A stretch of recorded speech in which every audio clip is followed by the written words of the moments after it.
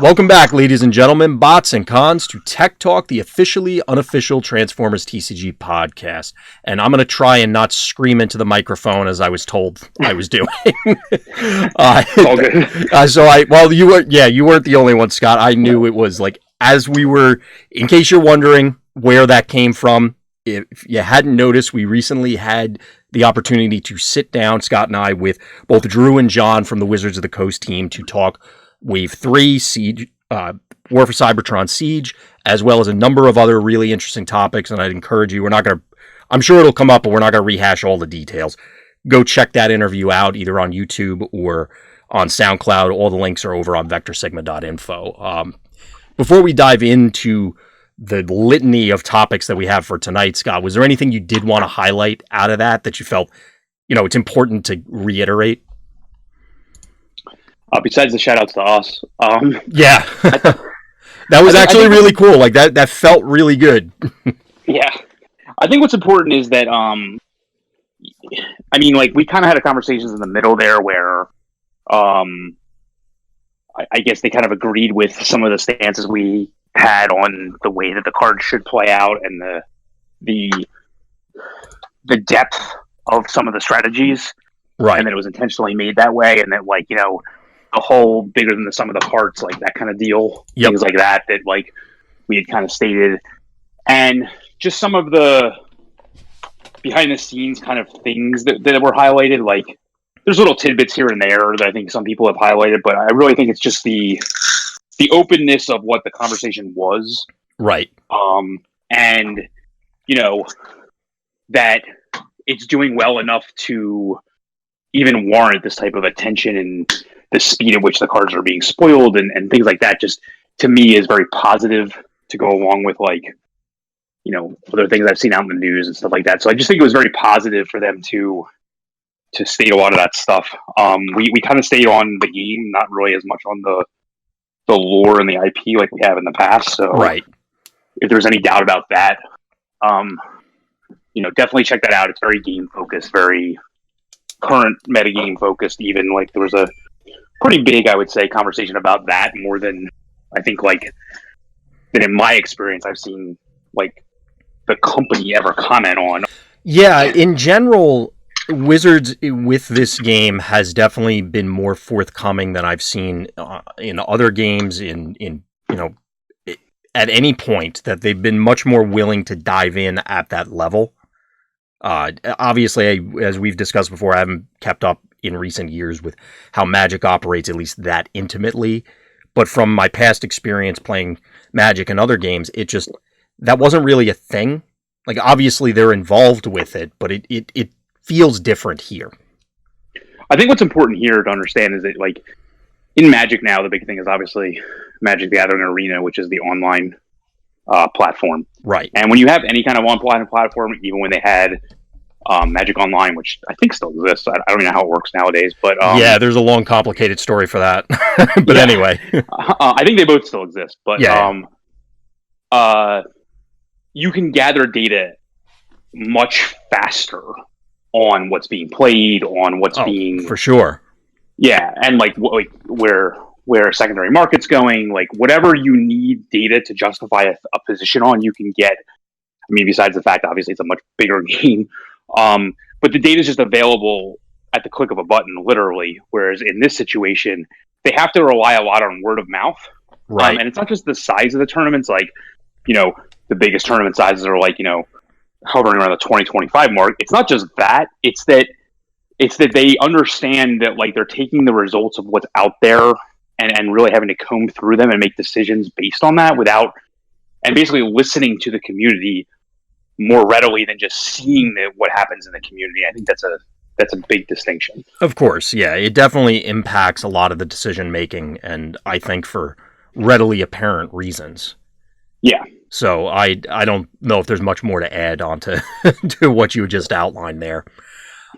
So I guess at the end of that, as we started out with, basically go check out the interview. There's a lot of interesting things there, or certainly that we felt were, and it sounds like the people that have already listened to it have kind of agreed. So good. Moving on from there, we didn't actually cover this in the interview because I don't know if there was a whole lot to ask them about. It was outlined, again, I don't want to say surprisingly thoroughly, but they did a fantastic job of outlining exactly what their thought process was. And you can agree or disagree with it, but they were thorough in what they were trying to accomplish. And of course, I'm talking about we have our first band card in swap parts.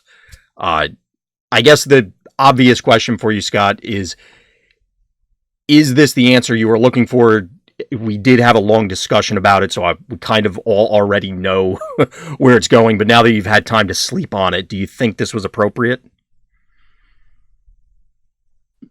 If they weren't willing to change the way that I wanted them to, which was to change the way that the moving cards, the moving of equipment once they're already in play will not trigger again. And they stated that they didn't want to do that for some reason. I think a lot of that was because of actual wording on the card to not make it confused. Like, if the actual wording on the card says attach as opposed to come into play, like, that's the way they wanted it, that might change going forward with some cards. Yeah, I'm very curious how that, because they didn't.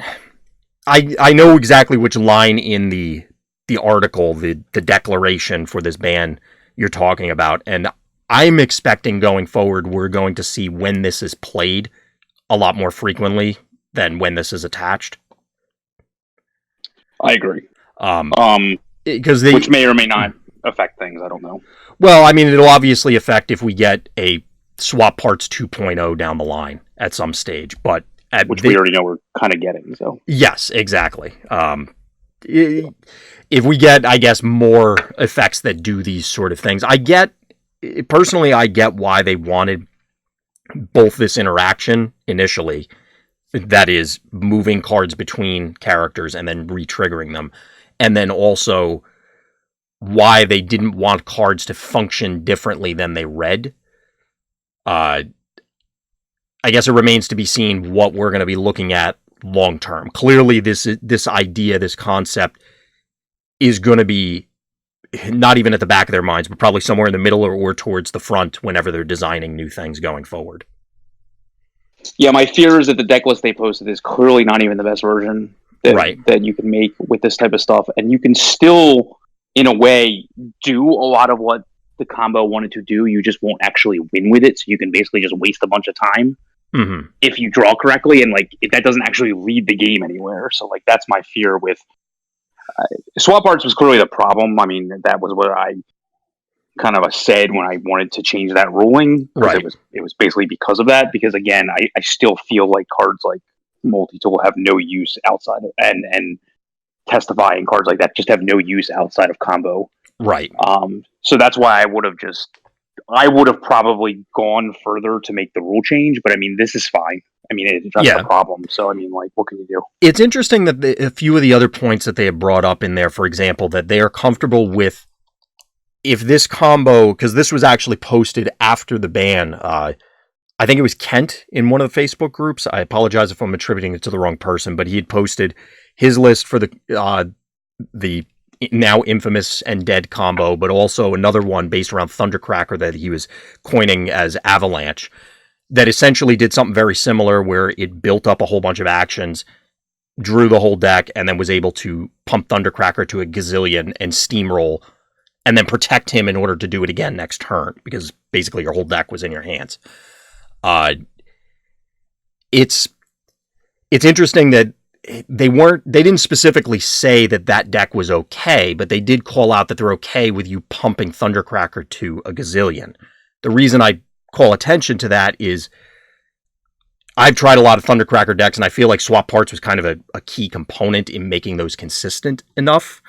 So I guess I don't know if there's anything else to interpret from there as to what they envision is reasonable versus not reasonable.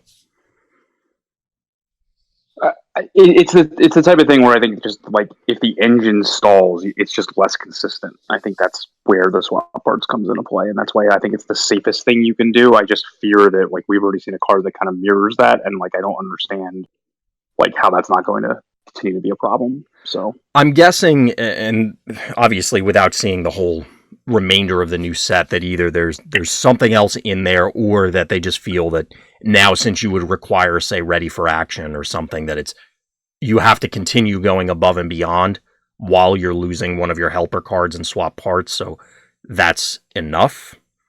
Or maybe the set's going to come out and we'll get another round of either a ban or a change or whatever. Yeah, we just have to wait and see. Yeah, exactly. So any other thoughts for swap parts, since we kind of beat it to death last time around before the interview? No, again, like the article's very thorough. Like they outlined almost every option that we laid out on the table on our podcast right a week before the ruling came out. So I assume they took that in some way, shape, or form. Mm-hmm. Because they did mention that like they listened to various media that was out there, and a lot of these options were mentioned. Well, exactly. So they probably listened to it and heard all these ideas. So like they actually went over almost every single thing that we kind of went over. So it's good to know. Yeah, exactly. Like I said, and you had outlined as well that they were very thorough, and I again don't want to use the word surprised, because that, I don't know, to me, if I say, oh well, I was surprised that they were that thorough about it, that sounds kind of negative. But that they were willing to, clearly they're going to behind the scenes do their due diligence, but the fact that they were this open about it and outlining it at all these stages was comforting to me, at least. Yep. So, moving from swap parts, we're going to move into actually a recent event that at the time of this recording was this past weekend. So we had another case event, and there's actually, I want to give a quick shout out, there's been a number of them, or larger tournaments, that are starting to show up all around the US, and I know you have some of the deck lists up over on the website, Scott. Yeah, pretty much. I would say I saw one today in California that had 14 people, but the person I reached out to that had posted the results couldn't get a hold of all 4 of the deck lists. Okay. But like, in my opinion, if there's an event that has at this point 15 or more players, and you want to send us the top 4 deck lists with the store that hosted it and or the city that hosted it. For example, I had that San Antonio one without a store or location. Just I put San Antonio. You can feel free to send them to us. Like I said, I just need to know the number of people that were at the event so it can quote be eligible, I guess you would say. So at least like some meta can, that's in other places can be stated, instead of we just keep stating what's going on around us because we happen to have a lot of. Of course, it's going to be easiest for us because we have the events and we're there, so it's easy to make sure that we're collecting the data. But like Scott is outlining, it's important to get these other areas and help shape, I guess, the global meta, national meta. I'm not sure exactly what to term it at this stage. Yeah, just like I said, I'll continue to put those up as I get them. So feel free to send them my way. I just need to know how many people were there and the top 4 lists preferably. I mean, if it's a massive event, just let me know. We can do up to top 8, but I would assume top 4 is significant for this. Right. So at this particular event from this past weekend, we had some old standbys, both as far as decks go and as far as faces for top 4 and go. Again, they're up on VectorSigma.info, but we had couple Sentinel, the top 4 we're talking about, a couple Sentinels, Insecticons, and Dinobots of the older variety, we'll call it, rather than the combining kind, as you would imagine. Otherwise, we'd probably be starting off with that, because that would be probably news to everyone. Yeah, not the specialist variety either that made the top, or one, I want to say, the tournament that was in Colorado as well. Right. It had like Swoop and Sludge as multiple specialists. So this is your more traditional Dinobots. Exactly. And Clayton has been doing pretty well with that for a number of weeks now. But again, we had a number of old standbys from a deck and player perspective that are performing well and coming out on top. The notable thing is we did have, well, maybe not the notable thing, but one of the notable things is we did have a number of Sentinel decks that are performing well. Stefan has been piloting it very well for a while.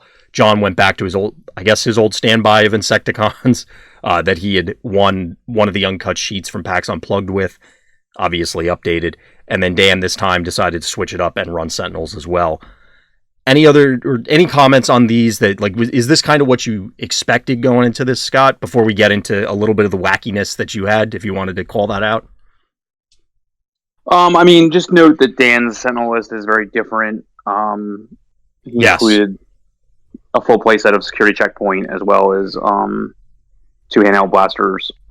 Basically, what he, I mean, I know intimately. Basically, it was a 38 card deck that they wanted to. Him and Mark Kinney played the exact same list. They basically had 38 cards settled, and they just basically were like, "What are our two extra cards?" And they put in the handheld blasters. In Stefan's list, that's different. Like he's adapted to every single tournament that he's played in. Yes. I think the big change this time was around playing Energon Slingshot. Right. I think that's the biggest change I noted them about it. Because to me, like that again, that was a card that I felt like was underplayed overall in the meta, and I understand. And its use here, in talking to him, was basically that similar to like obviously other decks that we've piloted in the past. What the Sentinels list allows him to do with now having One Shell Stand, Energon Slingshot, and Hot Rod, which you can essentially like use combat commands for extra activations and things like that, is like it takes a lot of effort and a lot of cards to actually like do a significant amount of damage. If outside of attacking, but like it's not impossible that you would get a KO of a character, especially like a combiner part or like a smaller character in general, like without even attacking them. Right. Just due to the plethora of this stuff. And to me, like Energon Slingshot, it's only a +1, but it gives you the extra +1 in the damage. And, again, it's only helped by the other stuff that's going on in the deck. So I think, like, if you had to pin me down and, like, say, like, I'm not, the two Sentinel lists that made top 4 specifically were probably, like, I think Dan and I looked at it. It was, like, 15 cards or 10 or 15 cards off. Like, it was significantly different. Yeah, there are a lot of differences if you hold them up side by side.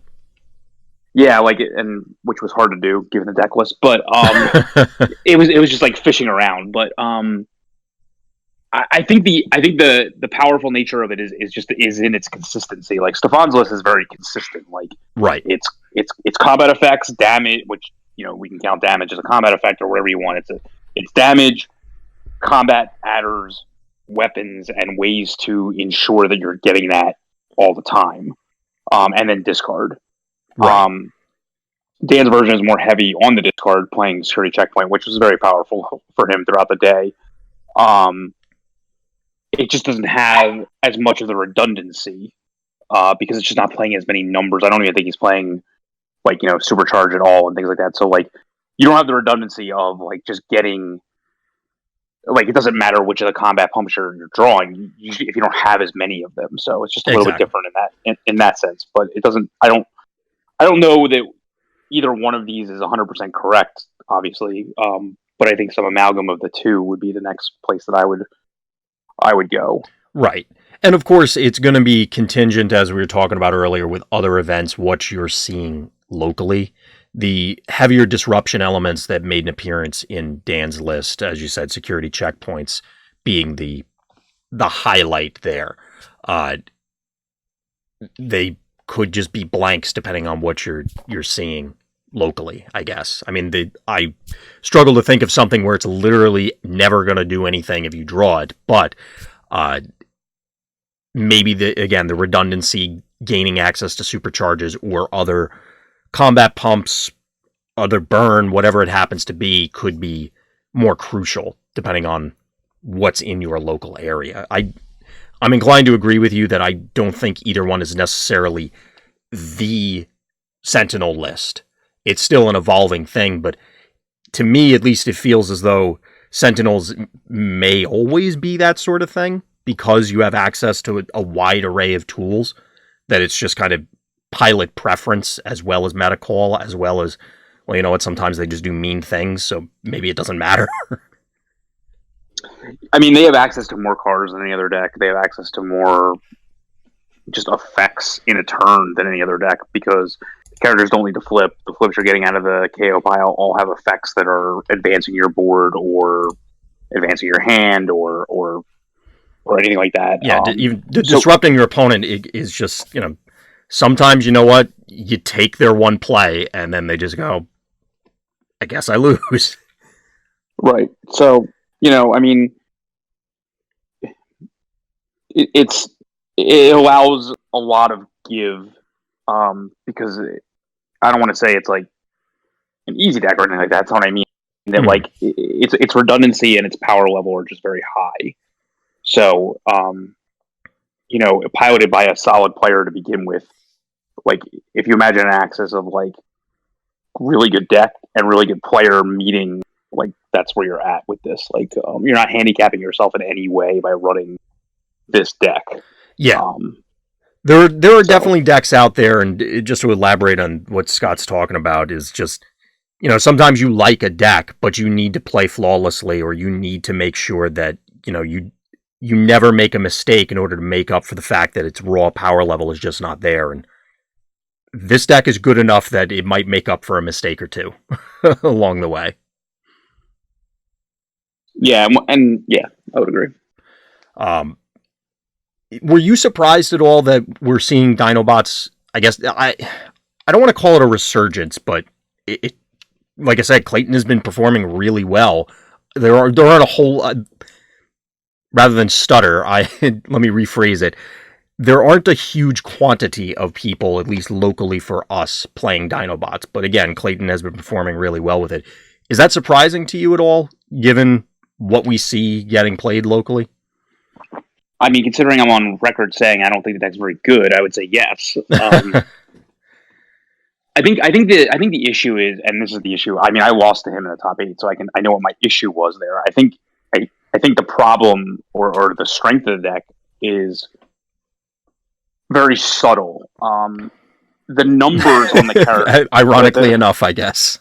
yeah, the numbers on the characters are better than other decks. So, like, if you built your deck in a way that, like I did, for example, that like, okay, if my enemies are going to be Prow and Iron, I have to do 11 or 12 damage, assuming they get no blues, or like, worst case scenario 13 or something like that. Like, that's not going to kill the Dinobots, and that was a problem I ran into. Like, my max damage for my hand, I mean, given outside of like, getting some ridiculous combat draws with like 4 double orange or something ridiculous that would, of course, there's always those hands.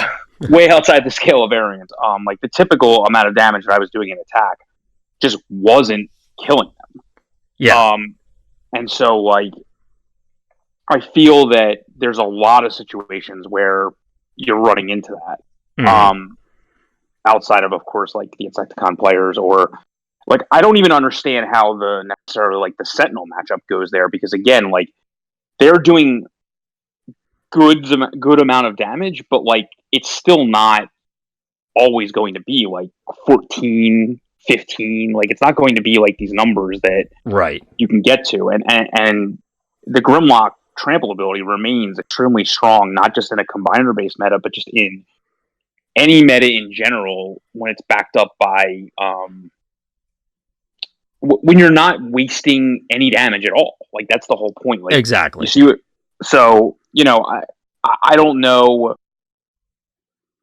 I don't know like how often he's healing. I don't know how often like the snarl ability comes into play. Like, so I can't comment as to whether or not like the card makeup, like not playing Field Communicators on Sludge is correct or anything like that. I can't comment on things like that. But like what I can say is that like the raw stats on the characters are just higher than other decks, and it makes a difference. Absolutely. And I don't know, like the damage output is helped by the fact that the character has trample built into him. Yeah, I mean, you said it. You're not wasting anything with your biggest guy, right? And your guys are doing like, even if you don't plan, for lack of a better term, plan a card with Snarl. If the deck is mostly orange, you're still doing 7 damage. Yeah, like, I'm not sure that like, I mean, Sentinel's attacks can do that when you attack with Prowl, but like your Optimus attack is not doing 7. So your worst character on the first turn of the game is still getting in for 7. I'm not sure that other decks can say that. Right. I mean, Sentinel, you get hypothetically 8 out of Prowl, hypothetically 7 out of Ironhide, but I get Right. where you're going with it. And so the more that I've been thinking about Dinobots, and I'll admit that it's been influenced by Clayton performing so well with them, that one of the biggest issues they've had as a perennial rival is Insecticons. And yes, John played it in Top Ford here. Mark has often played it. But there aren't a whole lot of people playing bugs just in general. So if your biggest predator is virtually non-existent, it kind of makes sense that it would come back. And like you said, the raw stats on those characters can carry the day. It sometimes just is enough. I mean, I've seen Insecticons do well in other areas as well, though, so like that's not going to be a universal thing. Oh, absolutely. And I'm not saying that like they've fallen off the face of the earth. They're clearly still a very strong deck. They clearly still perform very well. And if you hear some breathing in the background, my dog decided to come visit. So, hi, baby. Oh, because you never hear that. Because you never hear that. Yeah, I know. Well, she wasn't barking. It was just like just breathing. Yeah. So, well, Bentley's been on my lap the whole time. So okay, that's fair. But my point is that at least for us, it makes sense that to me that the way I'm logicking it out is that if their biggest predator is not showing up in great numbers, well, there you go. It still can do really mean things. And I agree with you. Yes, Insecticons have not gone away by any stretch of the imagination, but I just don't feel as though they're as common as they once were, let alone as common a fear as I know I had. I'm always worried about, well, what am I going to do against Insecticons? And then I don't remember the last time I played an Insecticon matchup. I think the first event of Wave 2. I mean, I feel like Dinobots didn't have a great matchup against 3-wide primes at the end of Wave 1. And I don't feel like they had a great matchup against aerial bots in this. But again, the problem is the meta... Well, not a problem.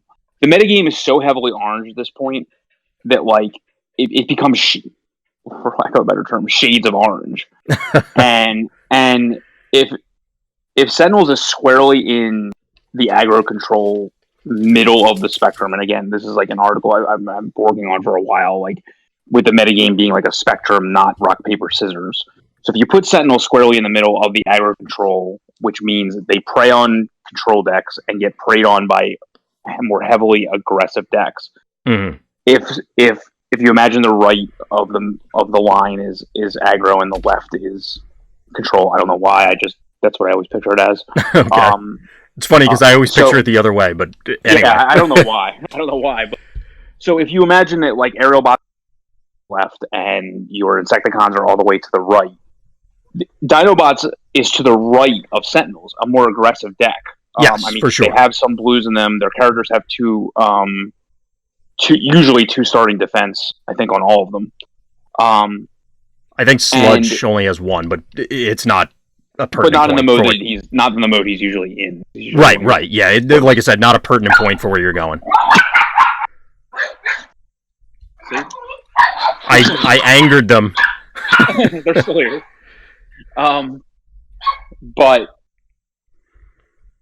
they don't necessarily always disruptive elements, and I'm not really sure. Like, I mean, there's so many innocuous disruptive elements at this point, with like Bashing Shield being and espionage showing up in so many lists and things like that. Absolutely, it's not even that hard to do that. Like, and still remain like primarily orange. But depending on how many of those types of effects the deck runs, it still might consider it's either aggro or control. But either way, it leans itself more to the aggro side, which means it should have a decent matchup against Sentinels and just continue to still lose to the aggro deck because it's to the left of it on that spectrum. But like, the more you move to the right towards the aggro, which it does, it's going to have worse matchups against the control decks.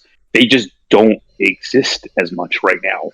Yeah, I feel as a whole, that entire spectrum feels a little out of whack at this stage. Kind of, you don't have the too tall prime. I guess Aerial Bots fits the closest into that archetype slot. And they're clearly the most controlling deck that exists. Right now, currently. And you've said before that you feel that they demolish Insecticons, but I guess it's up in the air as to how they would do against Dinobots. I have not personally played that matchup, so I'll fully openly admit my ignorance at this point. I haven't either, but like the more blues you have in your deck, the less relevant that the Grimlock ability can be, simply because you just absorb more of the damage. Mm-hmm. And even if you somehow they manage to take out 2 characters, it's probably not relevant. So it usually comes down to like whether or not how many attacks Grimlock actually gets off that are relevant, because the other 2 cannot finish a character on their own. Whereas in an orange matchup, they can, because there's hardly any defense. Where the problem here is that like there is a lot of defense, and then B, the trample ability isn't as relevant. I know it's B because it's hit points, but they're also absorbing more of the damage as well. Yeah, yes, it's possible you're going to 2-for-1 with a Grimlock attack, but it feels like you're going to need to have the Reckless Charge into Dino Chomp into a gazillion oranges kind of thing.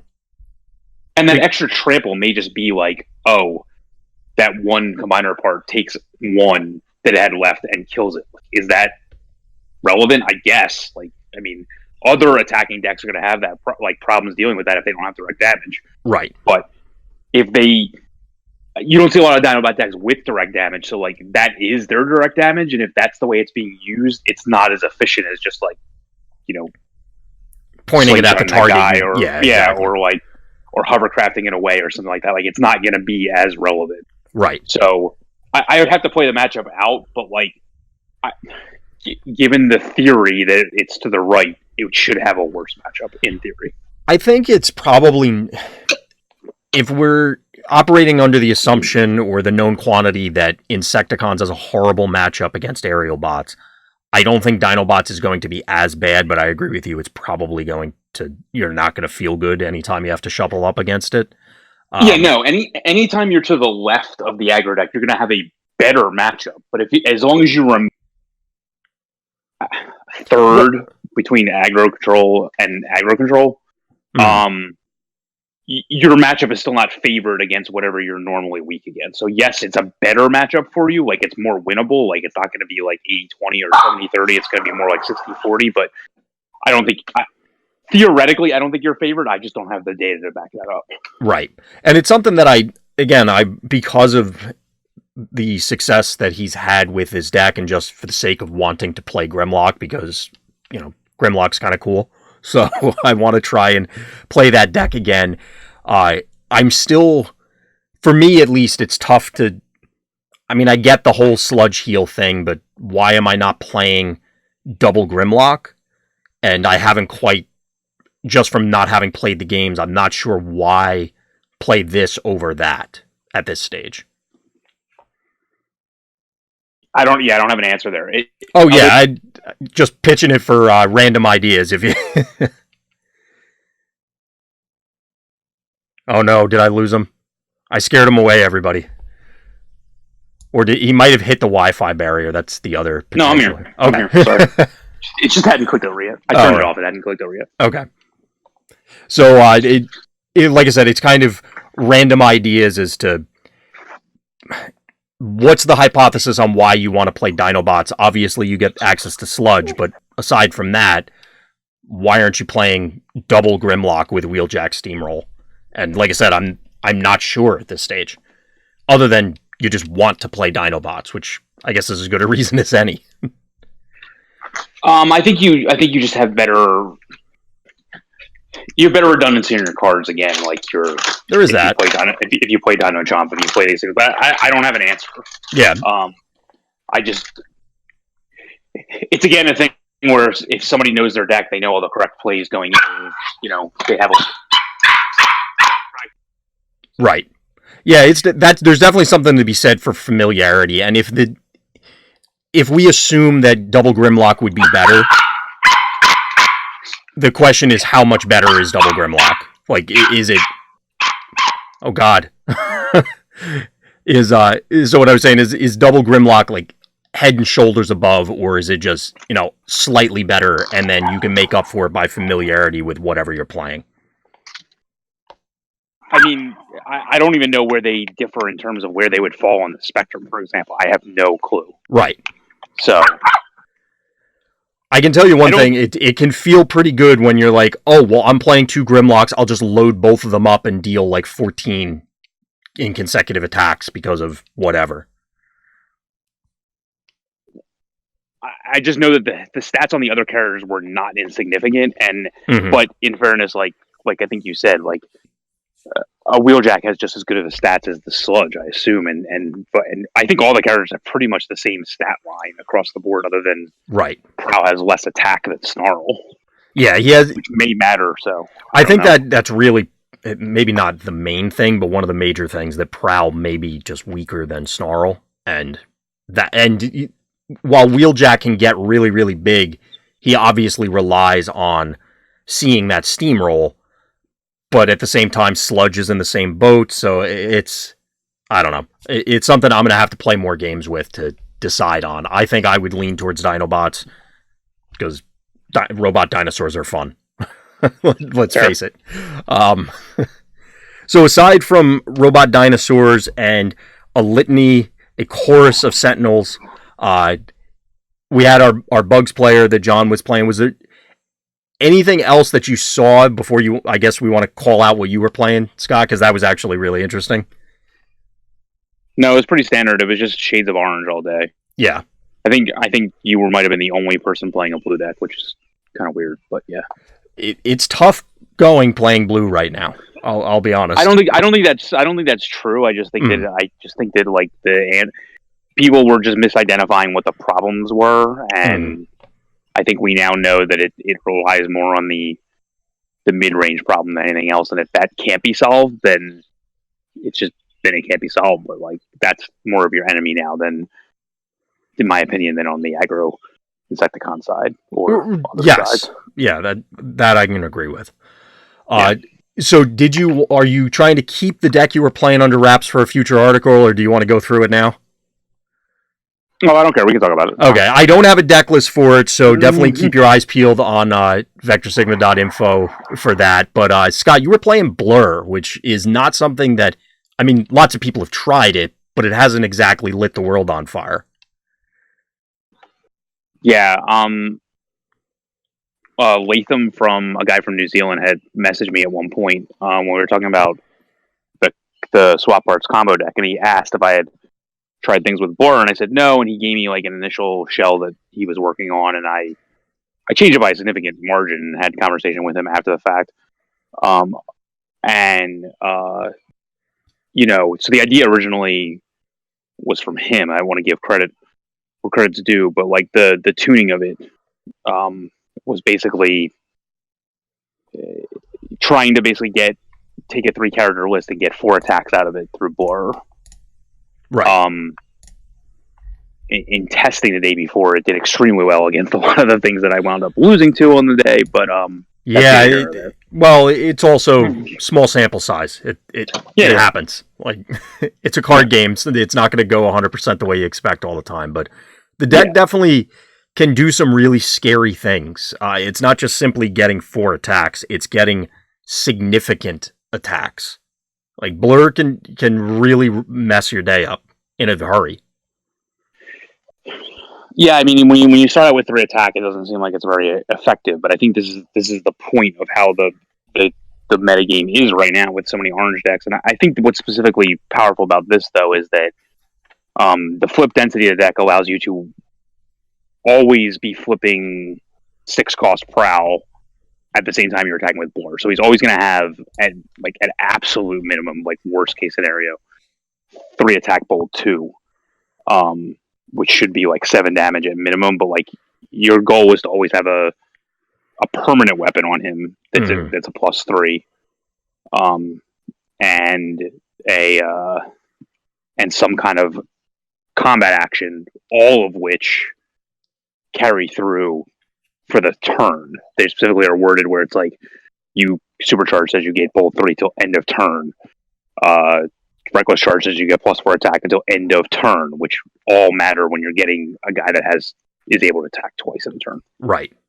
Yeah, it was a really cool concept, and I'm sure you're still going to be tweaking it, but after playing it this weekend, is that the last we're going to see of you running Blur, or are you immediately jumping onto new ideas? Are you going to circle back to this one? It's just not my style of deck, so I wanted to try it. It requires you to sculpt a hand that like has everything, like it gives you, there's no leeway. There's no, like, the only thing you can possibly do on, you're setting up for turn 2. So like when Blur attacks, usually against a 3-character deck, you have a little bit more time against a 4-character deck. Or if you're going first, you have an extra turn as well. Right. But you're basically, if you don't have the action and the permanent +3 weapon on the turn where he attacks, you're just not doing enough. Right. And that's kind of what you were explaining earlier when you were going against Dinobots, but there, I guess because of the way the numbers work out, it's awkward anyway. Right. So like, you generally, like on turn 1, like your safest play is just to treasure hunt to set up this turn, but if your first prowl attack just didn't do enough to where the Blur attack actually does kill 2 characters, then you're in a world of hurt. So that's part of the issue. One of the things... I mean... Oh, good. No, that's about it. I mean, like, you because you're a mostly orange... I mean, because I think you're only orange, whites, and blanks, you don't actually gain a lot of, like, direct damage abilities or direct damage upgrades, and so, like, if you leave a guy on 1 health, that guy's going to live at 1 health. And that's a problem. So, Right. Yeah, one of the things, you had mentioned it earlier, that I thought was really cool about the deck, and kind of, after I had played a few games against it, it caused me to go back through the app and basically start looking at characters. And it's an idea, the whole flip density thing, it's something that I'm always thinking about, but it pushed me, it inspired me to go back through and look for other characters where it's, okay, I'm fine if this guy literally never flips. There aren't a whole lot of those, let me tell you. Yeah, I pointed him out in an article like a few weeks ago, so you can check that out. Yeah. It's like, that's really where a lot of this came from. So Exactly, yeah. I just wanted to reiterate it because it was one of those things that, yes, I get the concept. Yes, I get, from the article, as you mentioned a few weeks ago, but it's, I don't know. For me, it was still felt eye-opening to some extent just seeing it in action too, even though I've been looking for those sort of things anyway. So overall, I thought the deck was really cool, and it sounded like you at least enjoyed playing it, even if it didn't quite carry you throughout the entire day. I mean, matches I won were literally over in 6 minutes. So. Yeah, you were walking around a lot, let me say. Although I have to say, you were bad luck, because every time you showed up and started watching my games, I started losing. I lost to you, in fairness. So. Yes. But you were actively participating. You weren't just spectating that one.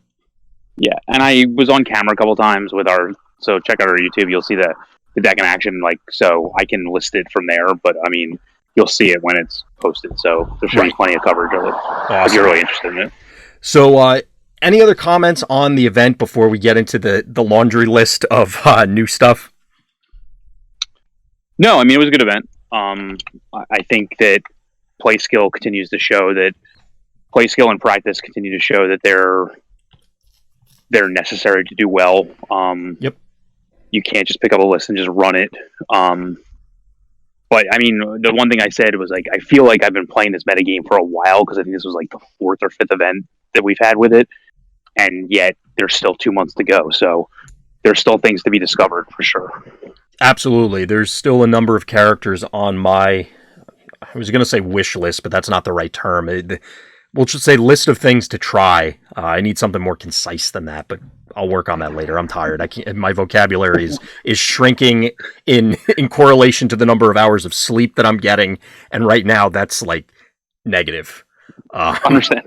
Anyway, so moving on from the event, and again, like Scott had called out at the beginning, just one quick reminder: if you have, we'll call them larger scale events like this, feel free to reach out because it's always important to get this sort of information out and that sort of data.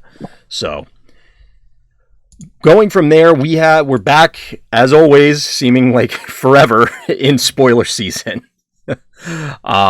And we have a number of spoilers from Siege, and there's at the very least some interesting concepts. And since we missed last week due to the interview, at least our recording for this, we didn't talk about the new pip color, which we'll get to. I didn't section that out because we were going to cover it anyway, no matter what. So the first one up that we had on our list was Major Prowl. Now, this was revealed by Arun. I hope I'm saying the name right. I'm not familiar with who that is, but he brought us Major Prowl. So, Scott, let me kick it over to you first. Are you excited about this now, like, 35th iteration of Prowl? No, I think it's cool that he's a major. That's about it. Yeah. He's a ranged car, if that matters to you. I don't know. His ability in bot mode obviously deals 2 damage to somebody usually outside of combat. The problem is that it has to be that guy. It can't be like, oh, the other guy has a weapon, tag him. Right, and the weapon can't be grenade launcher or power punch. So like Right. you're already losing significant weapons that see play in decks. So that's also a problem. It makes sense against blue things, because I think that's what he's supposed to be, is, oh, well, they're running Energon Axes, they're running X Blaster, like Scoundrel or Nobles. This lets you punch through the armor without having to go all in on one guy, but he's still 10 stars, so it's such a huge chunk on your team that... I just think compared to other 10-star options, he's not as good. Yeah, even other 10-star cars. Yes, I'm not super excited to slam him down alongside anything right now, to be perfectly honest. He's a common, so I assume it's mostly for limited. Yeah, it is what it is. Yep. So the art's cool. So as we move on to our next one, I'm not a huge fan of the like very busy art. So I know I was talking to, I think it was Mark, I don't remember. I was talking to somebody and they had said, oh, well, you just like G1 stuff. And yes, that's true. I do like G1. I'm not opposed to, I guess, recreations or reimaginings of characters looking drastically different. It's just the artwork feels like there's just like a lot of dust in every picture. I think Drew described it as like graffiti art or something like that. I think is the way it was described. Yeah, that sounds, and I'm not knocking it. So if you like the art, more power to you. It's just not me personally. I'm not super excited on a lot of them. Some of them it's still pretty cool, but anyway, that's just an aside. So our next one up actually came from PIA, and that was Sergeant Cog, who's our first weaponizer, which the difference here is compared to all of the Micromasters, this is going to be a full-size character. Which is awkward. What was that? Which is awkward. Well, it's going to be real awkward, and I think everybody has had this thought when inevitably it has to go on like a combiner part or a Micromaster or something else, and you have this giant card sitting underneath the little guy. Which should be technically sitting under to the side. Not literally underneath it, but under south of it, not underneath it. But I think people will just put it underneath it because one card will fit inside the other. That's the point. Yeah, exactly. It is going to be a little visually silly, but it's not a crisis. But as for the actual card itself, do you like the text on this thing? I like the +4. I know Drew told us not to use stars as like a resource cost, but 10 is still a lot of your deck. So I just feel like the ability is irrelevant. By the time, again, unless there's, I think we mentioned this before, unless there's multiple Peace Through Tyrannies, sacrifice outlets or Peace Through Tyranny type effects, you'd have to do that like right away. You're just like, okay, I'm just immediately giving out my 10 stars to get a +4 weapon and some other upgrades on my other dudes by drawing cards, like to set up my other guys to like do stuff, and but you're losing, like in that situation, like I'd want to run like 3 5-drops with him, and like that just seems weird. So I was about to say that. So best case scenario is you piece this guy draw 3 cards, give someone a permanent grenade launcher, which is only going to be semi-permanent because it's going on a 5-star guy. Oh, really? I don't know. I'm not super enthused by that proposition. Like, what I like about the weaponizers is that you get a secondary use out of them after they're KO'd. Mm. This one just feels really underpowered for what you're getting out of the deal. Right. But I have been wrong before, so I'm willing to be wrong. Oh, yeah, and we've only seen, whatever number of cards of the set, and we haven't played with this mechanic, so I'm perfectly open to giving him a try. Just right now, he's not exciting me nearly as much as the other ones. Right. I will say, if you follow the toy line, I certainly hope we get Brunt, because that guy's funny to me. I don't know why, but Brunt is really funny to me. So I'm definitely looking forward to that. Any other thoughts? The fact that he's a super rare implies to me there will be a Decepticon version, so I would assume it would be Brunt. So. Yeah, that's what I'm expecting as well. So we'll have to wait and see. Any other opinions on COG? Nope. All right, we'll move on to... I forgot I set up the overlay differently this time, so I'm hitting buttons that do nothing. We're moving on to Fuel Cache, which came from the friends over at WTF at TFW. So, we got our first triple pip. Yep. Are you real excited? You sound thrilled by this, Scott. Don't let me hold you back if you're that excited. It costs a star. I don't think it's as difficult to draw 3 cards off this as it seems. Like, I think all you really need is you need just some way to set up the top of your deck, like through plan effects or something like that, which would require you probably to play more than one action a turn. But as long as you can do that, like, you're not playing this for the payoff of drawing 3 cards. It's just kind of it just helps. You're playing it because it has all 3 pips. Yeah, which means anytime you get it during combat, you're definitely flipping 4, and one of them is relevant already. Right. So, like, I mean, I just don't see how, like, if you have extra stars for your deck, this is the one you're going to reach for. Yes. Obviously, and we said this offline, Slipstream is really happy. Whether that matters or not, I don't know. Like, I legitimately thought Slipstream wasn't necessarily going to be like, oh, this is the tier 1 deck after Wave 2, but we're getting new color pips in Wave 2. Slipstream has to get boosted, right? Yeah, but it didn't matter. So maybe this will certainly, like, she benefits from this, Grapple benefits from this. Yeah. Windblade benefits from this. The problem with all those cards is that, I mean, outside of Slipstream, the other two is that they're just too expensive to ever be able to afford star cards that are just there for the pips. So, I'm not super thrilled by this one. Maybe. I don't know. I feel like it's still going to, even with plan effects, because I think you're going to need multiple plan effects to be able to guarantee this with regularity. And so, for example, if you were playing Slipstream and you planned and dropped a white pip on top, you're increasing your chances because you're going to flip more cards to try and see those other pips. But if you drop a white pip on top for this and play it, even assuming, you did whatever to acquire multiple actions, you're still only seeing 3 cards, so you could still just go white pip, orange, orange. But you could just if you play multiple copies of this, you could just put one of these on top also. I agree, but that necessitates running multiple copies of this, and that at least right now, feels like that's a big ask. I mean, I feel like if you're playing it as a pep talk to draw 2 other cards and then getting the one back, I think it's fine. So, but I just don't know that there's a deck that can afford that. But on the other hand, I have seen a lot of low-cost characters that might have an effect on the game, so that might be possible. That's the only way I can see it working. So I'm not ruling this one out. It just feels like there's going to be a lot of work for it, and I don't know if the payoff is there initially. But again, I want to make Slipstream work, so I'm open to it. I think it combos well with another card that we'll talk about. So yeah, for that situation. Yes, try to, like, put copies of it on top. Right. So anything else for Fuel Cache?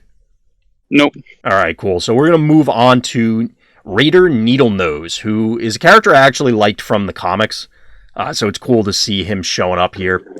This is they branched out, so we have a lot more regrowth effects for a variety of different things now. And Needlenose, in this case, does it for star cards, which is kind of cool. Funny that we were just talking about star cards. So are you as excited as you were initially about this guy? Yeah, because he's cheap. Yes. This is the combo that I'm talking about. Like, you can just play 2 copies of Fuel Cache and then get one back to put the other one back on top if you have a way to, for example. Fuel Cache is also important if you play multiple Micromasters, because some of them may need different colored pips to activate their abilities, for example. That's reasonable. Yeah. This would also help. What are his stats? Like, he's 3-11-1 in both modes, and that's honestly what concerns me. Yes, he's only 8 stars, but obviously he's minimum 9, because why are you playing him if you're not playing at least 1 star card? And that is... So, let's compare him to, say, Skywarp, who I feel it just doesn't have enough on the stat line because of the other dancing you have to do to include things in his deck. Like, he costs 10. This is, again, only 9 with that 1 star card.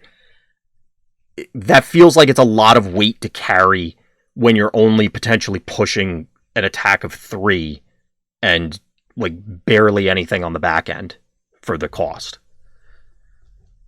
Yeah.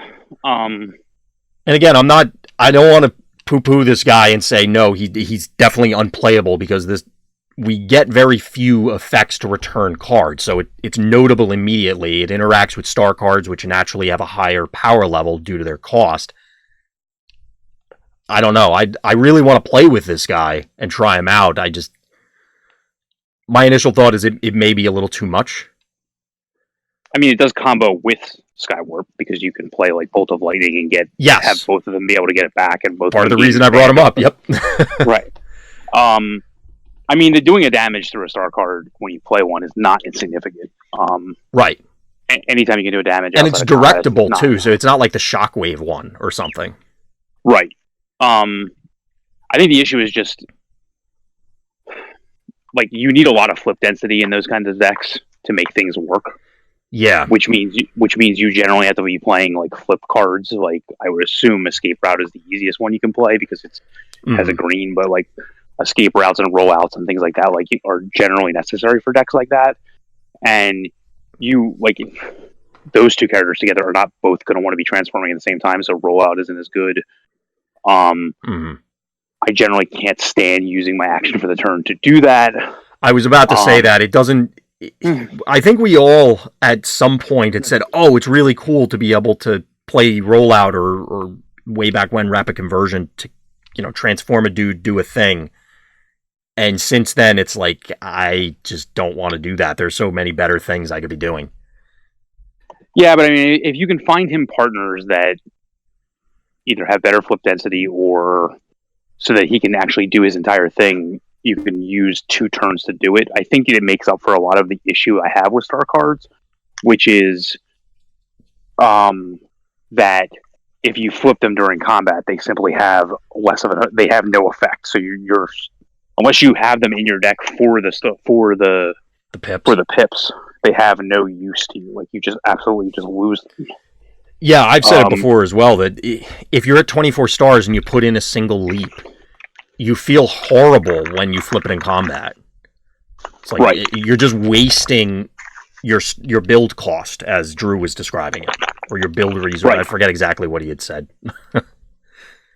Yeah, build cost. Right. Okay, I did say it right. I said it, and then I'm like, wait a minute, that didn't sound right after I said it.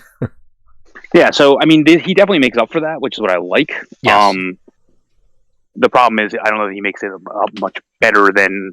I mean, it's the same thing that like Optimus could do, or the same thing that like Skywarp could do, if you play the right cards. So like that could also be. His effect is not as unique as I would like, given better options. But I do think that like it.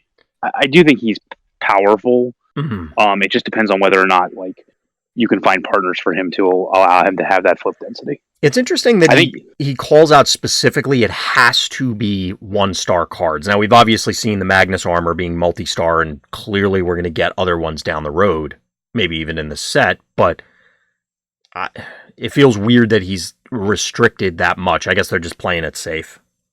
no, I think that's why. I think if like the Magnus armor could come back very easily by just flipping a character, it would be too powerful. It's probably true.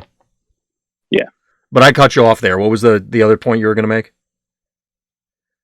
Nothing really. That was fine. Okay. So I do really want to try Needle Nose. I just don't know how exactly that's going to shape up. It may fall into that Johnny category of it does a really cool thing, but it's not quite there. 13-1 is pretty dangerous. That's like pretty much 2 attacks across the board nowadays. And it wouldn't be 1, but it would definitely be 2 attacks. So you can't really expose this guy to being hit. And so that means you need to tackle them last in a 3-character deck, for example, and that just can be difficult. So yeah, and that's kind of where I was going with the Skywarp comparison, where if he is the centerpiece of your build, it's probably a lot of stars invested for something that doesn't entirely, but mostly gives up your combat step on the turn that he gets in there. Right. So it's going to be a tough ask, but I'm excited to try him out at the very least. So the next one up is something that you were significantly more excited about, at least before. We'll see if you're still hyped about it, and that's Alpha Trion. Yeah, it hasn't changed. It's still super hyped on this guy? Yeah, of course. Okay, so we're talking about it. It's funny calling him like Baby Optimus because, you know, given the way the lore works out, but he's kind of Optimus. So other than the obvious that he is another way to play Optimus for slightly less stars, is that exactly how you picture him being used? Are you anticipating that you're going to lean blue and ignore the blue side, or that lean blue so you get the free actions, ignore the recursion side? Are you trying to work it at both, or how are you tackling this initiative, Scott? I mean, initially you just basically have to have a smattering of orange actions, like your treasure hunts, confidences of the world that you would want to play in that deck anyway. In lower quantities, like you may run a ramming speed instead of running a vaporize, for example. Stuff like that. So I'm fine with that. The main issues that are different, besides the star cost, which is significantly to its benefit, is not being able to get back any action and only being able to get back certain ones certainly lowers its power level. Because you just can't get as many. Your scrap pile does not become as much of a toolbox as it does for Optimus. Yeah, whereas you could just spend every turn flipping Optimus back and forth. You're right. You're going to be not handicapped, but it's definitely going to be more of a challenge to get as much value out of this guy. Yeah, like I see him just basically getting back a lot of treasure hunts, confidences, press the advantages. Like as it stands right now, like your typical, like I'm just going to play these as one of type cards. Right. But they're not the ones that are necessarily going to make a difference. They're not your direct damage. They're not your. Bigger they are. I think confidence, to that point, I think confidence could fulfill that role because at least it's not the direct damage, but you can go get the direct damage. Yeah, and that's how I see it. Right. They also mentioned in the interview that like spaceships will be getting a card, so yes, hopefully that's good enough to see play. Right. So let me ask you the obvious one. Do you think that we had talked last time when we were talking about Ultra Magnus about hypothetically pairing him with actual Optimus? This one, by virtue of the way the star costs work out, you can play Ultra Magnus plus Magnus Armor and Alpha Trion. Do you feel that there's merit to that route? Sure. Why not? I mean, you could also play Optimus and him and have a star left over if you want. Yeah, and then just go nuts on all the free actions. Yeah, if you're into 2-character decks, I mean, it's fine with me. Mm-hmm. It's not the way I would play because I'm just not a fan of 2-character decks, but I can't deny their power level at times. So, yeah, either one of those options is fine. My main concern, well, maybe not the main concern, and I always couch these things with that, but one of my concerns is that, so compared to Optimus, where the old Optimus stuff, as you had outlined way back when we were talking about the touch builds for packs or after packs, that getting to 10, getting to 11 is important to make sure that you can one-shot certain characters on turn 0, turn 1s. Alpha Trion can't do that. Like, he's getting to 9 with leaps. He's only getting to 8 with bigger they are or heavy-handed or something like that. Do you feel that that is enough to put you off of him? No, he's just a fixed version of what that could be considered unfair about, in my opinion. Right, but is the I guess where I'm going with it, is the fixed version nerfed enough that it puts you off in any capacity? It sounds like no, but I'm trying to see if I can get you to say something like that. No, you just can't just put him out there to die as easily and be attacked like you can with Optimus, because right. like you're not necessarily going to take somebody down with him. Right. Just to play it more carefully, you're just going to get one larger attack in the late game and more utility out of him. Yes. So I don't know that he even needs to be the centerpiece of the deck. He probably fits more with, like, instead of being one big and two medium, one big, one like big little, and one little character, it's probably two medium if you count it as a high medium, and then one small character. It's the way I envision it. Yeah, it's going to be interesting if we get the characters to fill out some of the other thinner star cost slots, say, 7 to 9s, where we seem to have a variety of 10 costs or 5 costs or even higher than 10 costs, but filling in some of those gaps can sometimes be a challenge, where it's, okay, well, I could run Barrage, but I'm not thrilled to stuff Barrage in a particular deck, depending on what the battle deck makeup is. We've already seen some of the various masters and weaponizers and things that fit into those slots, so I'm sure we're going to get more to beef those particular things up, and that's where Alpha Trion may be able to lean into some of the things that you're describing. Yeah, that's the way I would say. So, yeah, hopefully that spaceship tribal card is going to be interesting. I'm very curious as to what that is, because the cards that are spaceships are all over the place. Like, the overlap between Alpha Trion, Shockwave, and Cosmos is like 3 independent circles right now. There is no Venn diagram there other than spaceship. Yeah. So it's going to be very curious. There's not a very clear theme here for what they want spaceships to be, and I'm very curious. But any other thoughts on Mini Optimus before we go to the next one? No, I assume the only thing I don't know, which I assume the answer is yes, is like, can he play a secret mission if it's blue off his ability? I assume the answer is yes, but I'm not positive. Yeah, I think for regular Optimus, I think the answer is still yes. So yeah, I don't see why it wouldn't be, but again, there's always that off chance. I mean, your opponent would know what it is, obviously, but like, that would be the only caveat, I guess. Well, yeah, but like the one we saw is when they attack. Well, you don't really have a whole lot of options. So right, of course, that's my point. So. Exactly. So yeah, we'll have to see how that shapes up. Moving from Alpha Trion, we have Raider Nightstick. Also another WTF and TFW preview. So this guy features the new Black Pips as part of his weapon mode or Battle Master mode, I guess, ability. In addition to that, he's also happens to be, well, an ion blaster for anybody, I guess. And also a very fragile character, which leans into his ability to then turn into a weapon. So is this guy high on your list so far of these? I mean, a lot of decks I make seem to have 6 stars left over, and there aren't a lot of really good 6-drops, so I don't see there's any reason why he shouldn't see play. Mm-hmm. I think he's also a specialist, which is not insignificant. Sorry to interrupt you. So I think it just depends on, like, if you have 6 stars remaining in your deck. Like, I like this with the new Shockwave and a 5-drop, for example. Mm. I think as a 2-1 weapon, I think he's fine. The Black Pip thing is literally insignificant to me. Like, that doesn't mean anything. That's just not going to happen. your It's deck isn't built correctly if it does happen. So unless we see some really, and I guess that's a spoiler for when we might as well get into it for black pips since it happens to be on this card. It sounds like you're not enthused by them, Scott. I mean, unless there's double black pips, I don't see any way that like you're going to rely on this ability to go off. Or I mean, obviously it would be an icing on the cake if it does, but I feel like you're really hurting yourself in combat if that's the case. So yeah, it just seems to be a weird confluence of circumstances that the black pips are going to matter. I don't know. It just doesn't. I think we all expected that there was going to be a Pierce one at some stage.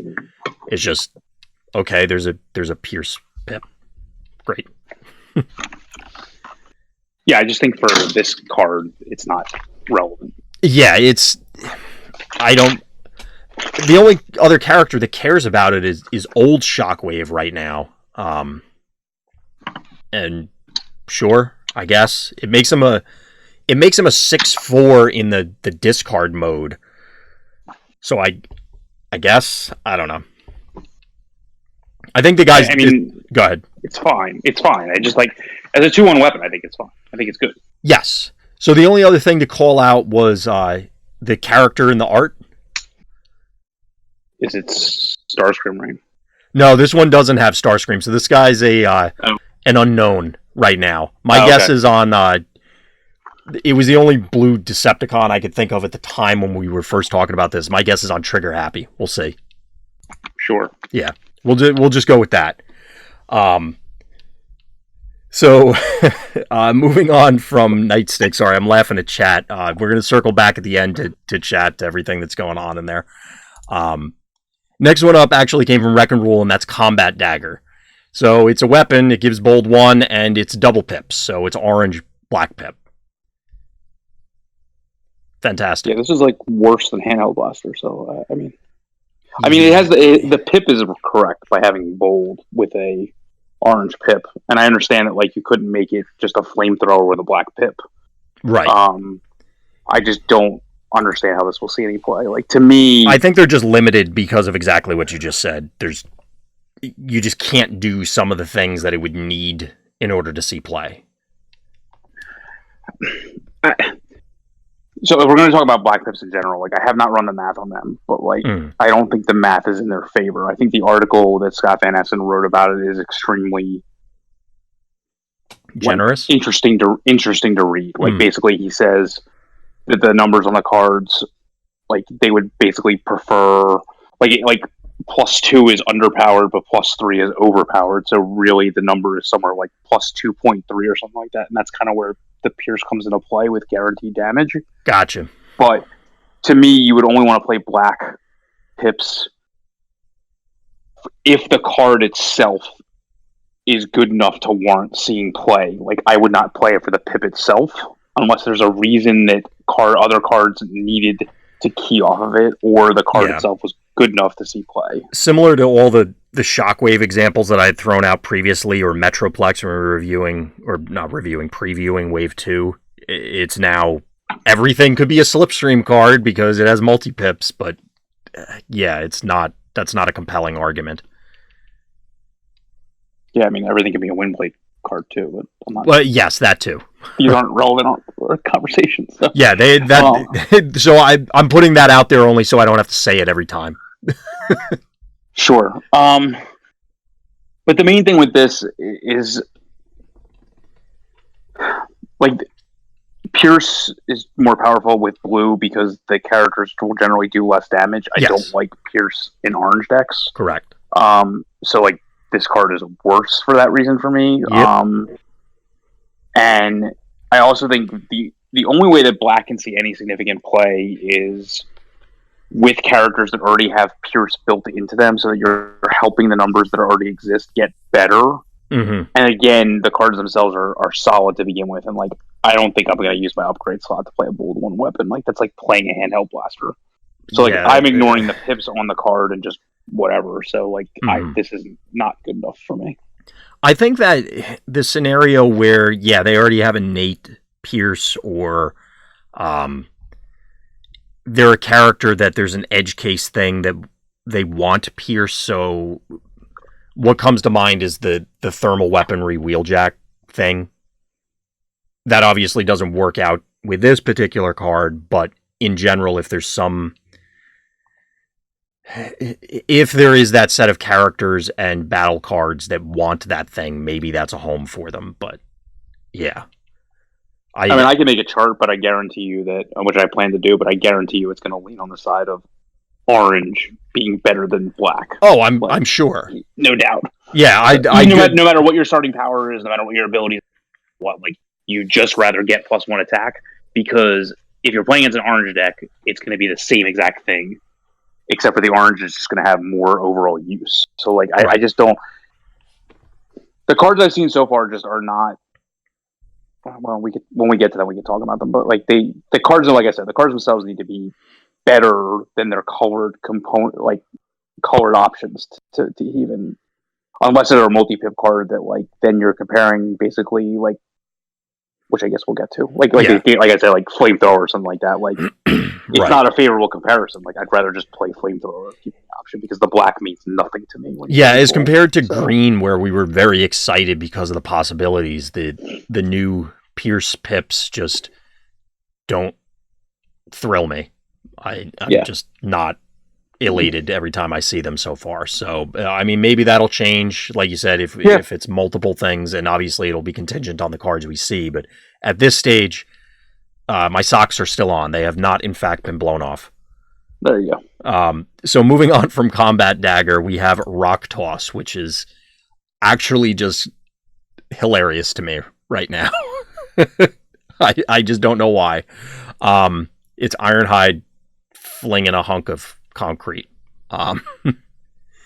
So it's burn, so that means you have to like it. It's the law. It's burn on guys that already did their action, so I don't like it. That's the point. But it's still burn. You have to like it. No. When it does not compare favorably to Zap, that's yes, I agree. It's another Zap. I feel like I would pretty much, I don't know. I haven't been including Zap a lot lately, and I'm not sure that adding a random Pierce 1 every once in a blue moon is going to make me want to play Zap. I agree. Again, this card, like, it's about the text on the cards that have the black ability. So. That's kind of the it. That's kind of the it. That's kind of it. I can't talk. So we're gonna move on, because I don't think there's much else to add on that one. So here's one with more text, at least, and that's Erratic Energy Grenade. It's only a black pip. How this one's at least interesting, I think. To the extent of I'm not just looking at it and going, but why? I may have to think about but why for a moment. So does this one excite you at all, Scott? It's like one shell stand, one shell photon bomb, I guess is like what it is. It's a pretty apt comparison. The problem is that it takes up your upgrade slot for the turn, to do nothing. And then when your character dies, you get to photon bomb their team, and I just don't see like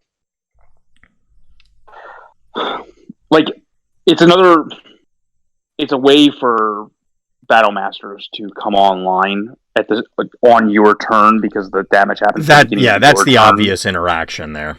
Yeah. So I mean, if we need an effect like that, it may see play.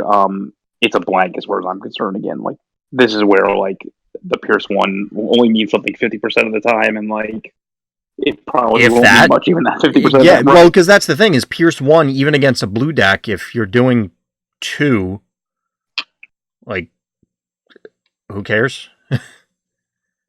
I think this card's fine, because I think it does something unique. I just think that relatively unique. Do you care about it enabling Energon Axe? Do you really want to sink that many plays into getting an Energon Axe onto your turn 2 guy or turn 3 guy? No, I want my Energon Axe guys to live. I don't want... No, right. That's not where I would... This is only for Battle Masters, in my opinion. Right. It's just... That was the only card I could think of that cares about... Like, obviously you could one-shell stand your guy, as many people have done, and enable your own Axe. but I can't think of anything else right now that you want to do the self-damage outside of the new bots. Maybe slipstream stuff. There you go. No. I'm trying really hard. It's literally anything that I can think of. No, because they'll never go off. Like that's a no. I didn't say it was good. I just said it's something that self-damages so that way you can, I don't know, whatever. Like I said, it's at least interesting. I don't know. I'm not sold on the idea of it being a blank so you can photon bomb. Like, I don't know. I've just noticed that doing 3 to 1 character is better than doing 2 to multiple characters. It just seems to be that way. In general, yeah. Unless your area is rife with Constructicons or something. Yeah. So we'll see. It has an outside. I think it has a unique enough effect that it has to. You got to keep it in your mind as we're going through other stuff. Yeah, I think it could see play. Yeah. So, moving from energy grenade, or erratic energy grenade, as opposed to, I guess, a stable one, we have Private Mudslinger, who is introducing yet another bizarre tribe. This is the Off-Road Patrol. Wait, real quick, you missed the other weapon. It's in the article. Yeah, I know. It's still on the list. Oh, okay. Yeah, I didn't group them together. Order. Okay. Weird. Yeah, sorry. I didn't group them together. Yes, that you're talking about the Disruptor Blade? Yes. Yes, that is on the list. Weird. Okay. It was just kind of when I was downloading everything, getting everything prepped, it just turned out to be in that order. Sure. But this guy is, well, he's giving us another tap ability. This one is Fling, by discarding black pip cards. So this is a reason to play black pip cards, in my opinion, because as long as you can, I think this is one of the. So, I think, and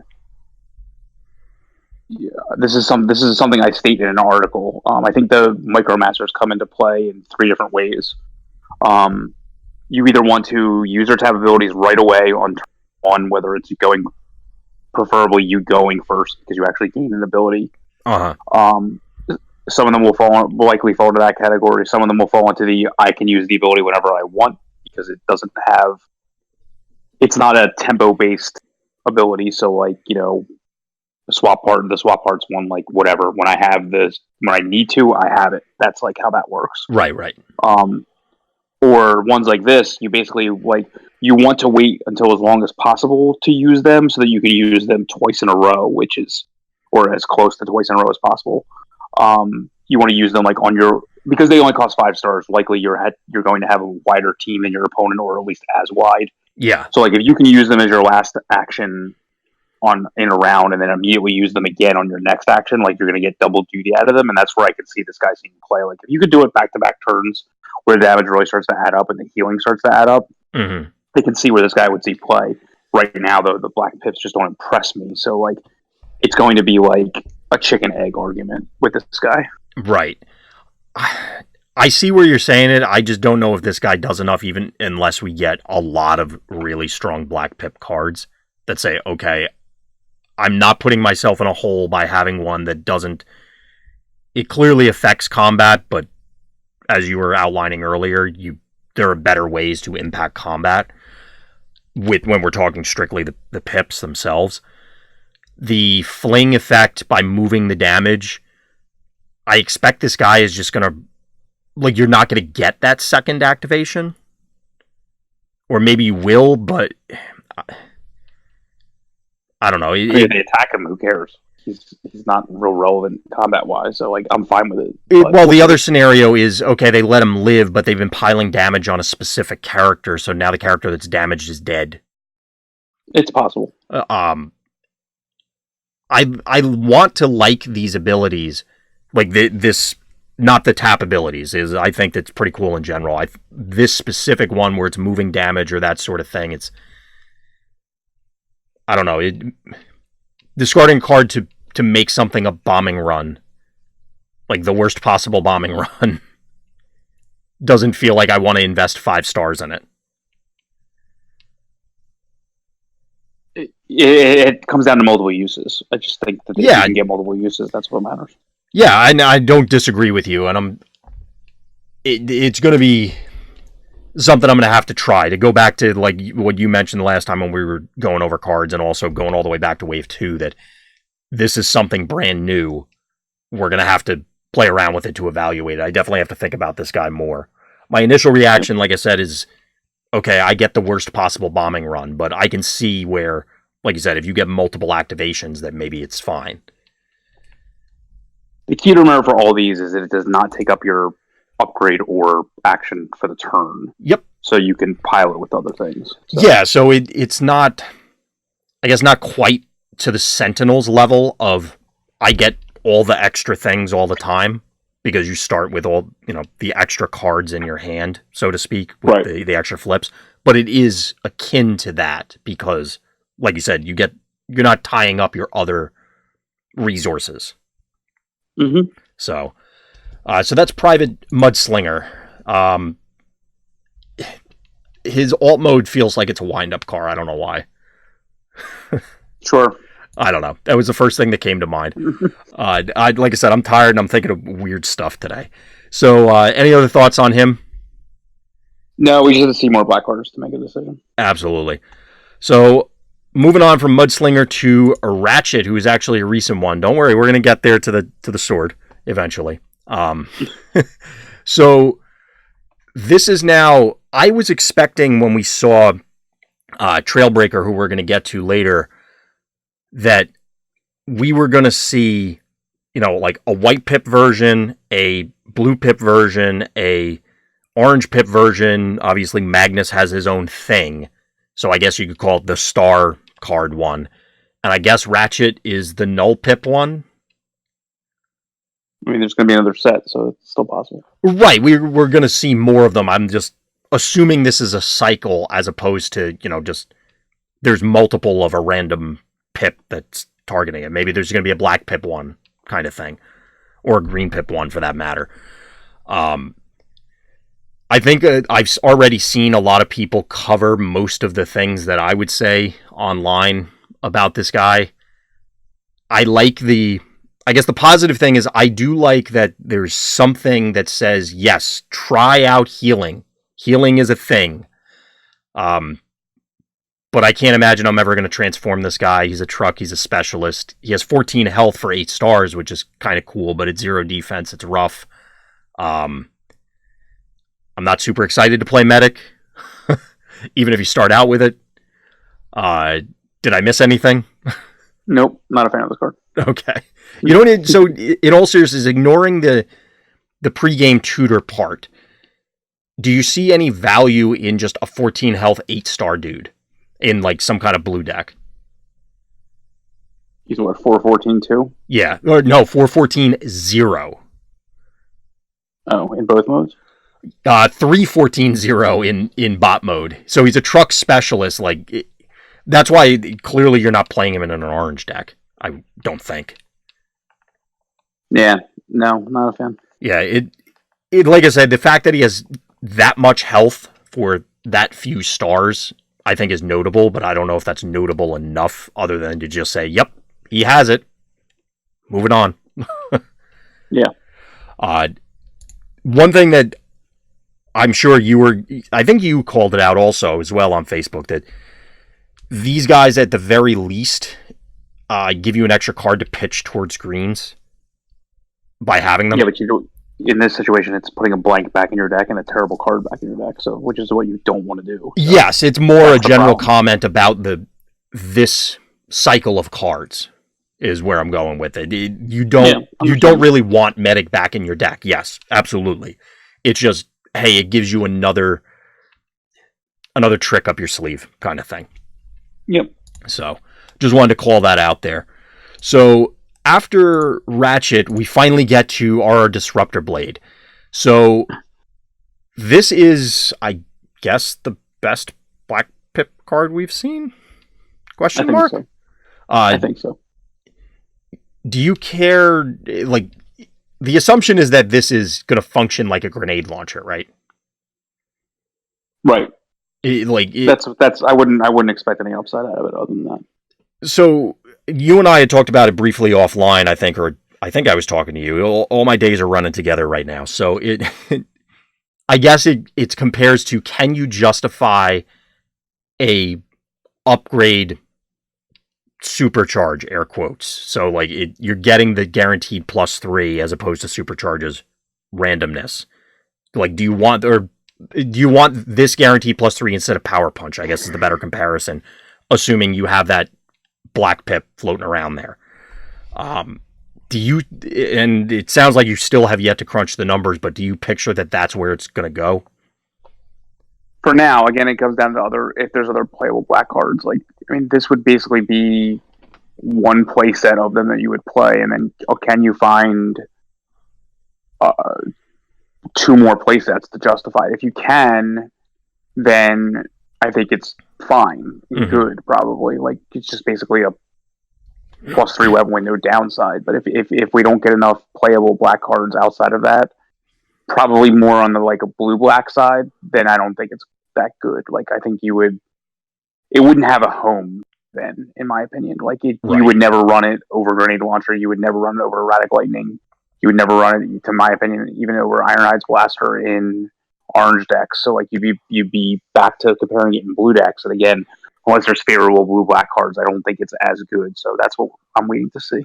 Yeah, it's a pretty tough sell at this stage, but I'm open to seeing them. We're clearly going to get a plethora of black pick cards.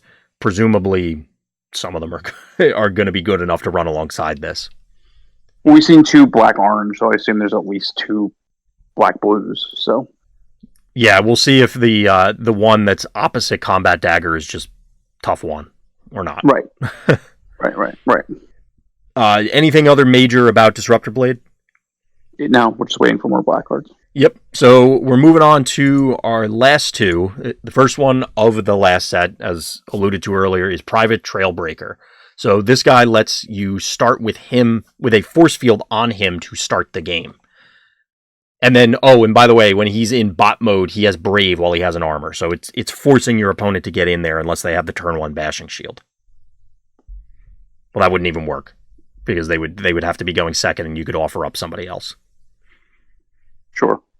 So we had talked about this offline briefly, that in relation to something I had brought up when we were talking about Ultra Magnus, kind of trying to overload your opponent's bashing shield or other equipment removal, and that this guy kind of lets you do that to some extent, and you don't feel as bad if they bashing shield a force field versus bashing shielding your 2-star card.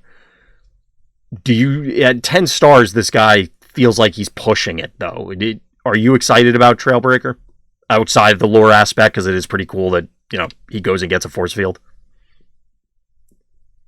I think he's playable in orange decks. I just think that any of those decks are now slanted to have better options in pick your Bumblebee or Grimlock. So like that's where he's going to compete. But I don't think that he's.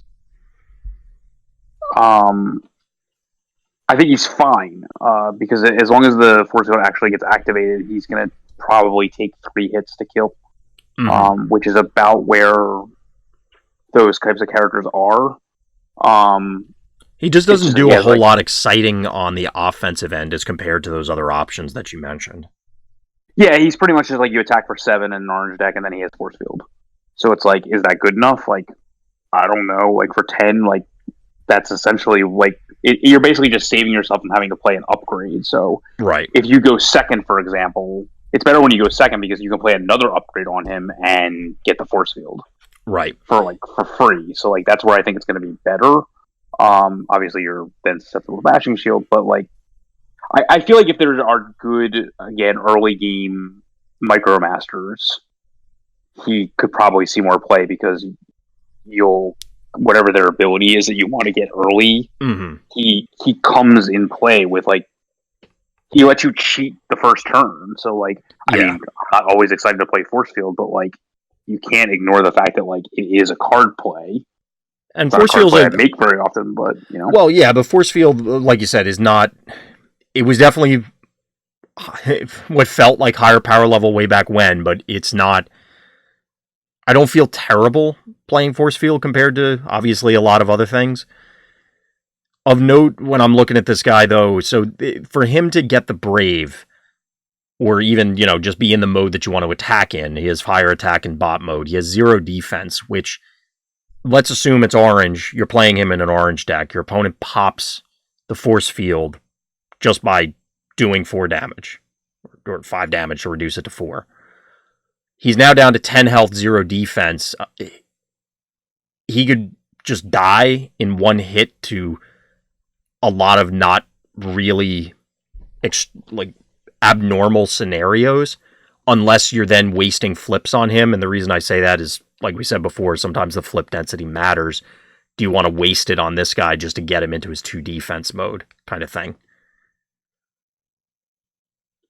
It's only 1 less attack, right? 1 less. Yeah, he's 4 in alt mode and 5 in bot mode. I mean, it might just be fine to keep him in alt mode then at that point. Exactly. Also. Yeah. So, I don't think the Brave is irrelevant. It's completely irrelevant. Right. It's more just for the extra attack, but then you have a 4, similar to earlier discussions, you have a 4 attack 10-star guy. Yes, he starts with the force field, but like we said, you could also have Grimlock for that cost, or one of the Bumblebees, or pick a 10-star guy. But here for 2 defense with a built-in force field, it takes even more attack. So that might have more play. It could. Yeah, it's definitely. So I'm definitely interested in this, and like I mentioned, I tweeted this at the official account when this guy got revealed. The lore aspect, I think, is really fun for this guy. Yeah, and yes, Ratchet is a medic, so he gets medic, but it feels plainer than Trailbreaker getting his force field. I don't know. Agreed. So, our last preview that has come out since last time is today's Captain Wheeljack. Car specialist again. Before the game begins, you may... In both modes, right? Specialist in both modes, yes. Yeah. Mm-hmm. Before the game begins, you may reveal a brainstorm from your deck and put it in your hand for 9 stars. This is probably... No, 8 stars. No, I'm looking at him, he's 9. Oh, I thought it was 8. Yeah, Okay. Unless... I'm not that tired that my eyes are that blurry. Yeah, he's 9.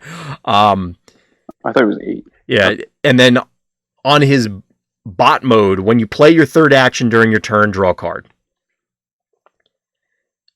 As many people pointed out, Thundercracker, here we go, I guess. Tell us all about how much you love Brainstorm, Scott. A lot better when it gets a certain play in your hand. But it's not as good as I thought, because I thought it was only 8 stars. Yeah, he's unfortunately it's a what was that? Yeah, it's 9, so. Yeah, he's a big chunk of your team. The draw card thing is not relevant to me. So I mean, again, my biggest issue with Brainstorm is that you don't have it when you need it, and because you get to start the game with it, you can have some obviously very powerful early turns. Yes. Including if you go second, it's going to be a really powerful turn. So your opponent is definitely going to have to change how they play. I think you can play this in an orange deck just with 1 Brainstorm, for example. Yeah. Absolutely.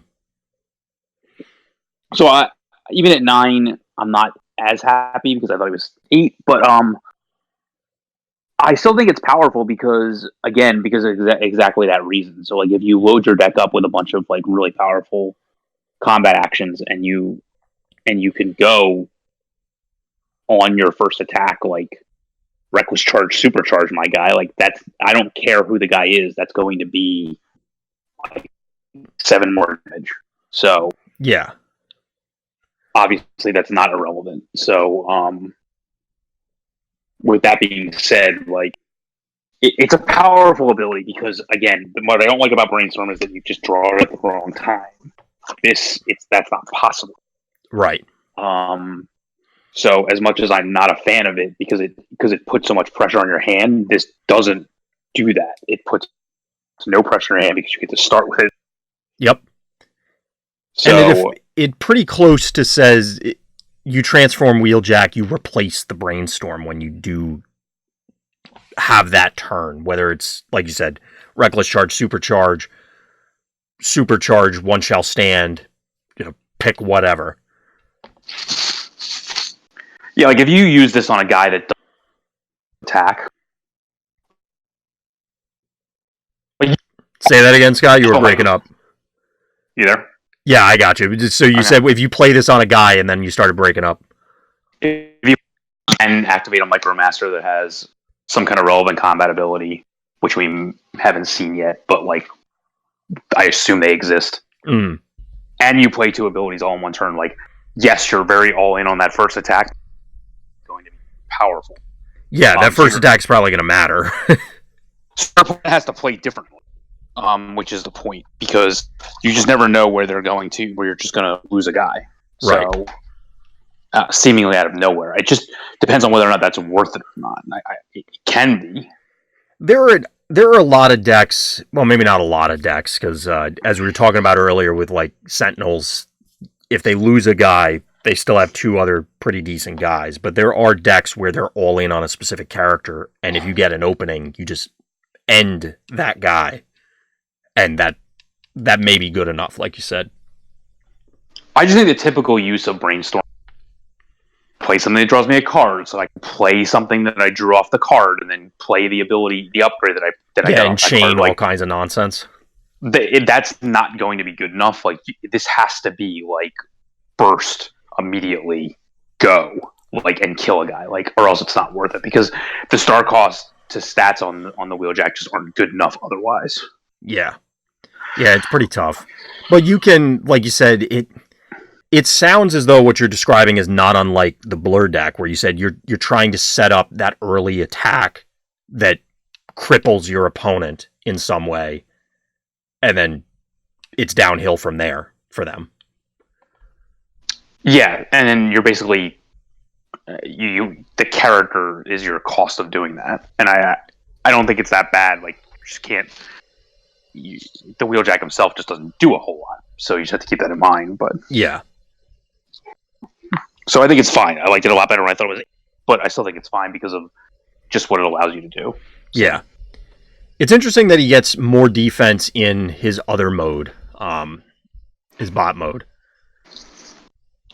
Yeah, because I think they want you to. Yeah, they want you to force transform. the flip. They want you to force the flip. It's just interesting because that's not a common thing. There are other characters that do that, but it's not the general theme. Yeah. So, yeah, I do like this guy as well. Obviously, there's going to be, countless builds trying to do the more wacky stuff that you were alluding to. I think what you're describing is probably going to be much more efficient, but I'm inclined to agree that at this stage, I can't tell you if that's worthwhile. So if you're going second, clearly your opponent's going to assume that you're on that plan and try and offer up everything else that's not relevant. In which case, are you, you're investing a lot of stars for something that may not matter, because by your third attack, let's say, you probably could have pieced all that together anyway and you didn't need the Brainstorm. Like, you could have just had upgrade ability instead of Brainstorm into 2 abilities on that third attack, is what I'm saying. Right, I agree, but, you just have to make it so, that at that point you probably just attack with him then. He's the one that becomes irrelevant. You don't attack with a better character. You just put some field communicator on him or something and swing. Yeah. That's I think what's positive about it is that, if they don't give you that out, he's mediocre enough for that not to matter. Yeah, that's true. That's true. if that makes sense. So maybe there's the other thing that came to mind, just because I love playing Steamroll, is you can set up that third attack and say, okay, well, I definitely will have the Brainstorms. You could go upgrade Brainstorm into Combat Pump into Steamroll, But again, that's also another. Well, you could probably do that differently, much simpler with a different set of characters. But I think that I agree with you that there is at least potential here, and he's worth keeping in mind as we move forward.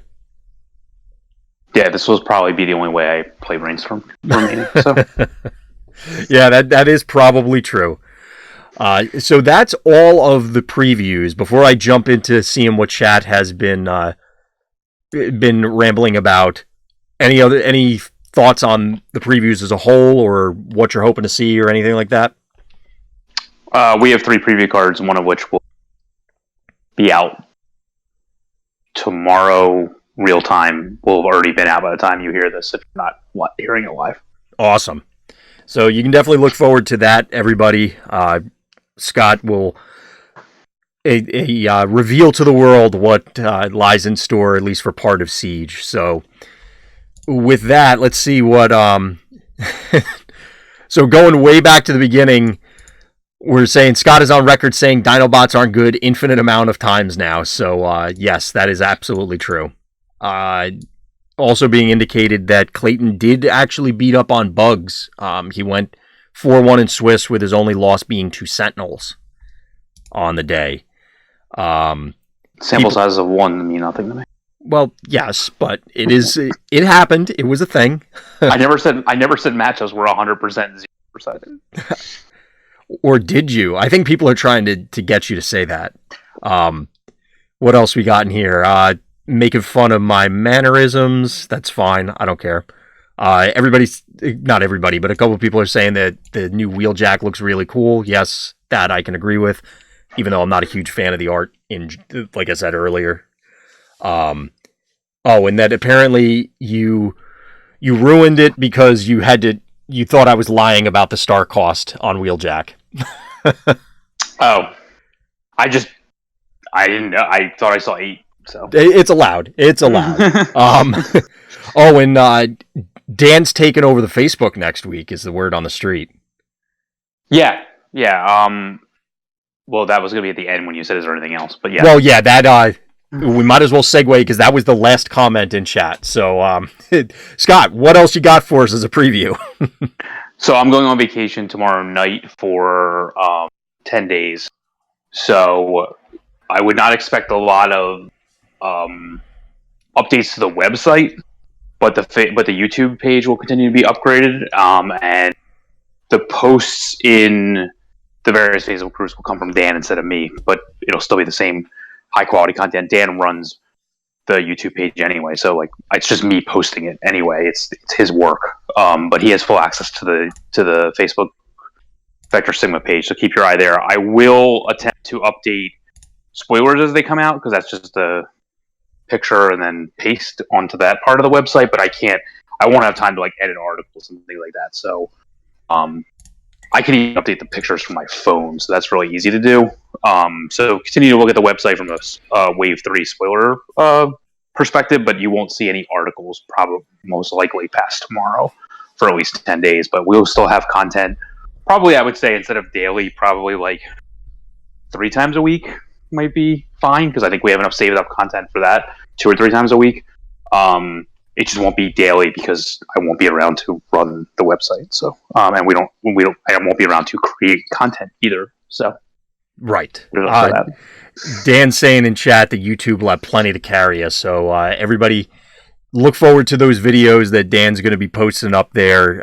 As Scott was saying, we're still going to try and make sure that we get stuff out to you, but real life calls sometimes. Yeah, it's allowed, I guess. We'll allow it this one time. Yep. But we'll obviously be back hard at work next time. When we're back, I got to coordinate with Scott what in God's name we're going to do when we have like 3/4 of the set by the time he comes back, because if we keep, that there's going to be a lot of days for potential spoilers there. We'll have to see how we're going to coordinate that rather than having another 4-hour show. I mean, I would imagine that there's going to be, from the actual mothership WotC page, and then I know that other content creators have gotten preview cards as well. Yep. And most of the other ones have come from people I'd never heard of before. So there's probably some of those out there, and I mean, the one thing I can say is we haven't seen a lot of Decepticons. We haven't seen a lot of blue cards. So and we haven't seen too many secret actions either. Well, you're right. So I assume that all those things were coming. So yep. And of course, because you're the fan of the blue cards, that we're going to get all those while you're gone. So because that's how it works. And they're not. I can tell you up front, they're not coming to me either. Okay. So. Quick preview on there. So all right, everybody. Anything else you wanted to bring up, Scott, before we close up shop? No, I'll be in London and Paris. Say hi. You can reach out to me on Facebook, and I've already reached out to some people, so we can go from there. Awesome. All right, everybody. I think that does it for this week's episode. Thank you for listening. Thank you for watching, and please tune in next time for more Random Thoughts.